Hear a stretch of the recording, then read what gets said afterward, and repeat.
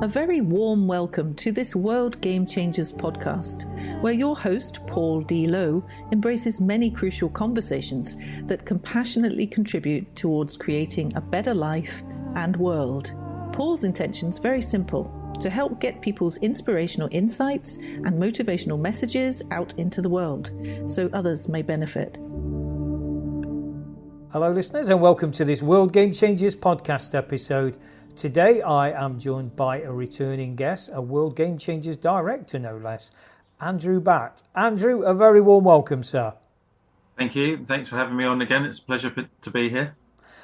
Listeners, what we thought we'd talk about, this is a two-part series, mini-series you might even say, but wealth in today's world. So we're going to come at that from two different angles. Firstly, around what's happening in the outside world, things like cryptos and what have you.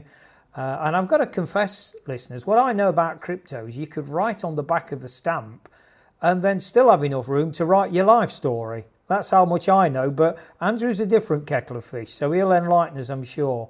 And then on the second episode, we'll talk about it from a more personal perspective. But hold that thought for the second one. So Andrew, where do we start with this wealth concept? What's happening in the world around wealth? Well, I think there's a kind of major shift that's kind of happened off the back of COVID. There's a lot of people that bandy about it's a big reset and all the rest of it. But what's also happened is that there's a lot more opportunities seem to have presented themselves over the last couple of years. You touched upon the kind of crypto side of things. So that's obviously, for anyone that doesn't know, it's decentralized, a kind of decentralized finance platform.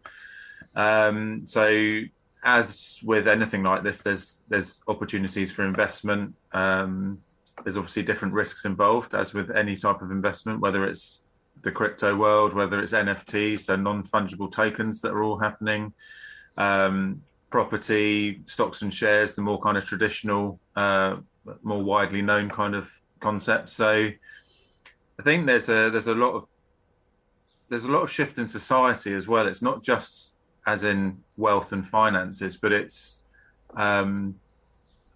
we've certainly seen it with just locally to us that the sense of community is being built up again.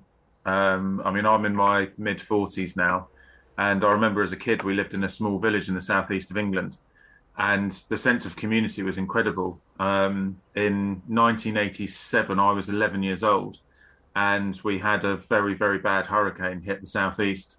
It did an awful lot of damage. We, in our village, we were actually cut off for 7 days. And in that 7 days, there was so many trees down, you would have to climb over, under, around trees to get down to the main road where people were dropping supplies off for the village.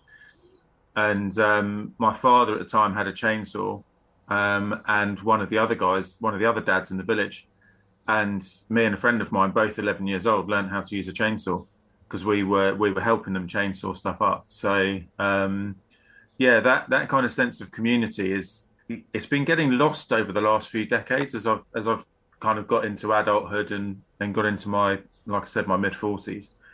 And I think that sense of community is bringing everyone together. Obviously, the internet means that we can talk with people across the world very easily, whereas before it was a lot trickier. So yeah, the whole I think society as a whole is shifting, and because of that, then this concept of wealth and how to do it and how to generate it, create it, or utilize it wisely if you have it already. All those concepts are changing. So in a very kind of almost closed black and white scenario or question, Andrew, yes, things are changing for the better though. I'd like to think so. I'm not a big fan of going backwards. We kind of evolve, and sometimes if you go backwards, it feels like it's the wrong direction. But actually, that going back to having a bigger sense of community for me personally, I I don't know whether that's because that reminds me of part of my childhood that I really enjoyed. But I also, as you know, I run multiple businesses, and I've run businesses throughout my life and my entrepreneurial journey on my own, and it's extremely difficult. It's difficult anyway, but what I've come to realize in more recent years is actually collaborations, and that is a sense of community. It's just on a smaller level, and the collaborative businesses that I've been involved in, we've actually achieved more and quicker. And it's so true. You go faster and further when you do it together. Plus, it's more fun, because who wants to do things on their own? You don't want to go and experience life on your own, because I've done that in my life before. I've gone on holidays on my own, and at points I've looked round to the person that I want to be sharing it with, but there's no one there. So actually, again, there's that community side of things. So almost lends itself to that old saying about leadership being a lonely place, which I actually don't subscribe to. I think, these cliches that have stood the test of time can be very debilitating. They can be very restrictive, and I really don't. At the end of the day, I think if you're a heart-centered leader, for me, the clue is in the word heart, and you are connecting with people. And you've got that kind of shared capacity, even if that person's not directly involved or even remotely involved in your business, to have that sense of, you say, that community, that connection. I don't know, maybe I'm being too subjective about this, but it's a basic prerequisite for humanity, is it not? yeah, absolutely. And again, the way the world's changed, the way the world almost got put, we almost hit the pause button, and because everyone's so busy in their lives, and bringing it back to the wealth side of things, everyone's always trying to obtain more, and obviously keeping it on the financial side of things. Yes, we've got to put roofs over our heads, food on the table. Certainly in our part of the world, if you're running a car, you've got cars to run, insurance to pay, petrol to buy, etc., etc. But for 2 years, we just literally hit pause, and that's actually given people time to stop and take stock and go, well, why the hell am I on this treadmill every day? I was reading a statistic the other day that 2021 in the UK saw a 20% increase in new business startups. So people transferring from employment into entrepreneurship. So I mean, that's a massive, as a nation, we're quite entrepreneurial anyway. But it's those kind of figures that's showing you there is a shift. There is a shift in what people are after. There's a shift in what people value, and there's a shift in what people require. So yes, you look at the kind of top 1%, and they've got the Ferraris and they've got the big homes, and maybe they've got the helicopters and the jets and that kind of lifestyle. And fair play to them, where they're working hard and they're earning it. Good for them. But for most people, they don't have the kind of needs or wants to obtain that kind of wealth. Wealth to them is, again, like you say, it depends on your perspective of wealth. I mean, for me personally, when I was in my early 20s, I came into a bit of money, and I was a tax exile at the time. So I felt like I was in the top 1%, and I was spending it like I was in the top 1%. And by my mid-20s, I was £50,000 in debt. So because I had a very bad relationship with money, finances, and wealth as a whole. I've obviously turned that around in the last decade and got back out of that again. And I have a healthier respect for it. But again, that comes with experience. Maybe I needed to go through that and have it and lose it to actually appreciate what I did have. But again, the world's changed. I had that kind of wealth before the internet existed.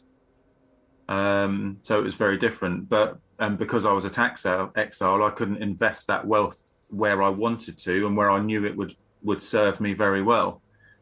At the same time, my mum invested in another property of her own, and that's quadrupled in value over that last 20 years. So where I couldn't do something at the time, I made other decisions, right or wrong.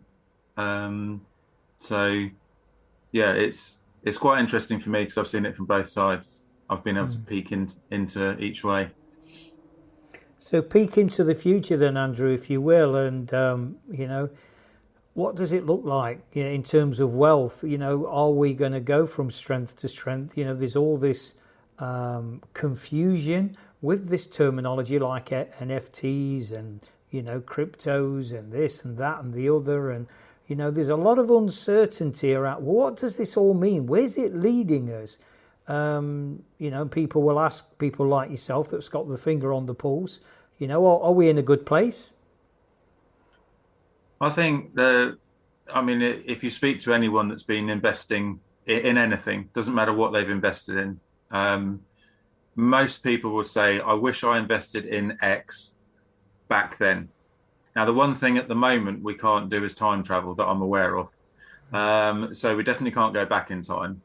But what I tend to do is use my hindsight, because we all learn very well from hindsight. I try and use my hindsight to create my foresight. And then I'm able to make better decisions in the present. Because it's, at the end of the day, apart from Mystic Meg, none of us have got a crystal ball. So, NFTs and cryptocurrency could be like the pound, the euro, and this piece of art that's on the back of, the back of the wall behind me at the moment. Those could be our norms in 5 years, 10 years, 20 years. Fiat money might not exist anymore. Back in the 70s when I was born, that was when decimalisation was coming into the UK. And it went from pounds, shillings and pence to pounds and shillings. And then I was also around when France had the French franc, and then they converted to the euro, and everyone was like, they were just up in the arms. I don't want to do this. This isn't right. Now, it's people that anyone younger than the age of 40 in France doesn't even know what a French franc is or was, unless they learnt it in history. So you've got that constant evolvement. So will it be Bitcoin? Who knows? Bitcoin was the first one. I was talking to one of my business partners last night, and he said, did you know that Microsoft actually created the first iPad? But they were terrible at marketing it. They actually had it out 10 years before Apple. But Apple took the concept, packaged it really well, marketed it even better. Now most of us in the Western world have got an iPad in the house, at least one. So just because it's the innovator doesn't mean that it's going to stand the test of time. But those people that are pushing things forward and those entrepreneurs that are doing that, Branson, and most people know Richard Branson, he revolutionized air travel.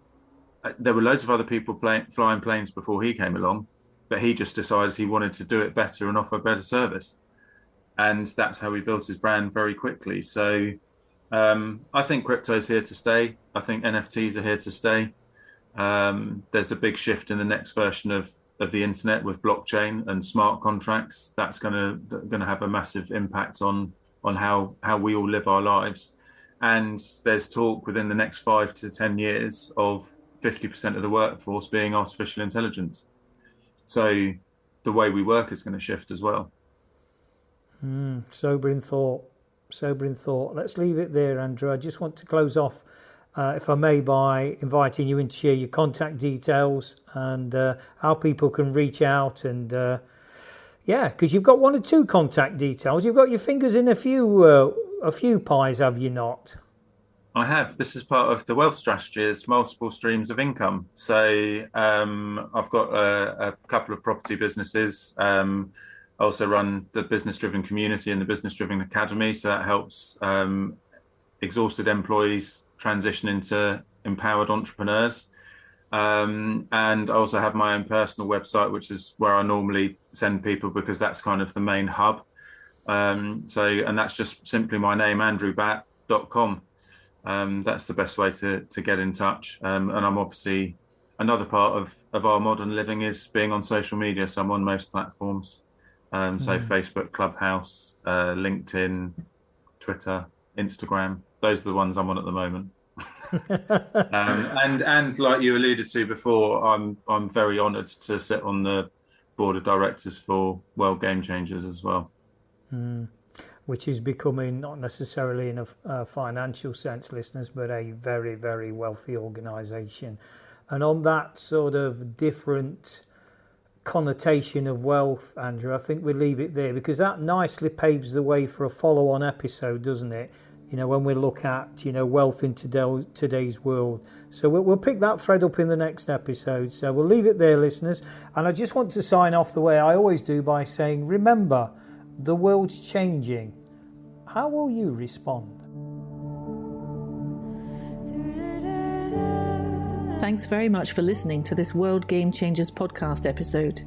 Hopefully you found it interesting and helpful. Drop a line to paul@worldgamechangers.org with any thoughts or questions you may have, and he'll be more than happy to respond. Remember, the world is changing. How will you respond?